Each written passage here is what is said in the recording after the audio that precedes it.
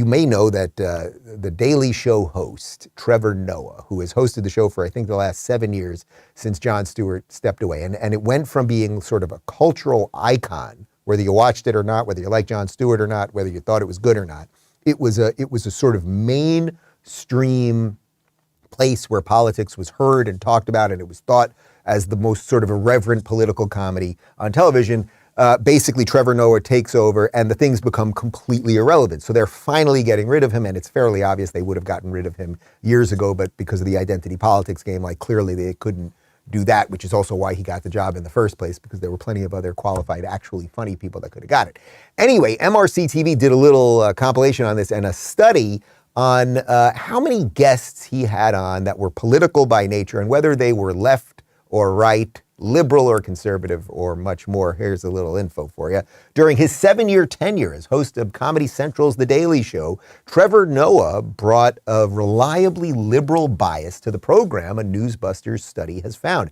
MRC analysts found that from when Noah began hosting the show in September of 2015 through his final show in December of 2022, Noah had on 159 partisan guests, including 109 unique individuals. Of these 159 guests, 137, or 86.16%, were Democrats or in some way affiliated with the Democrat Party. Now, I want to be clear. I mostly, at this point in my career, have right-leaning guests on, obviously. We try to get Democrats on all the time. I would love to have AOC on. I would love to have Joe Biden on. I'll have Ilhan Omar and the head of Hamas. What's her name? You know, all of them. I'll do all that stuff. They don't generally want to talk. But I'm not hiding what my political bias are, right? Like Comedy Central is thought of as a, I suppose, an apolitical network, but everything they gave you, everything they made feel normal was from a leftist perspective.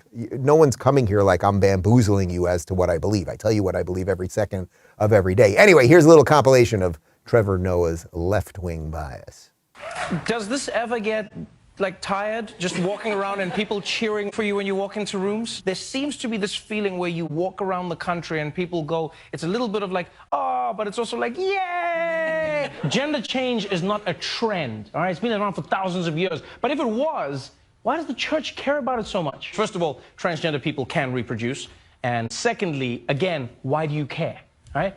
You don't even let your people reproduce, right? Nuns aren't allowed to have sex, right? Priests can't get little boys pregnant. That same Supreme Court ruling that struck down Roe v. Wade, it also opened the door to future rulings that could overturn other rights, right? Things like the right to gay marriage, interracial marriage, and contraception. Here's the amazing part. For South Africa to achieve that kind of black-white wealth gap, we had to construct an entire apartheid state, denying blacks the right to vote or own property.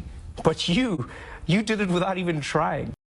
You know, one of the things that I find interesting about this guy, actually probably the only thing I find interesting about this guy, is that, you know, I'm very aware when I've toured all over the world, especially when I was on tour with Jordan Peterson, if I was in someone else's country, you might say something about like the food or this or that, but I went out of my way not to insult the country, not insult the leaders. I think maybe the one little caveat on that was I did go pretty hard after Trudeau when we were in Canada, but Canada and America I almost consider one thing at this point.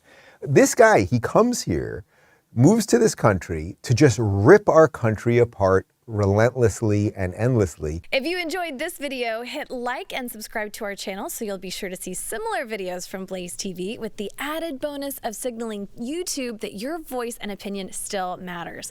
And if you're looking for more great conservative content, check out one of the 2 videos suggested here.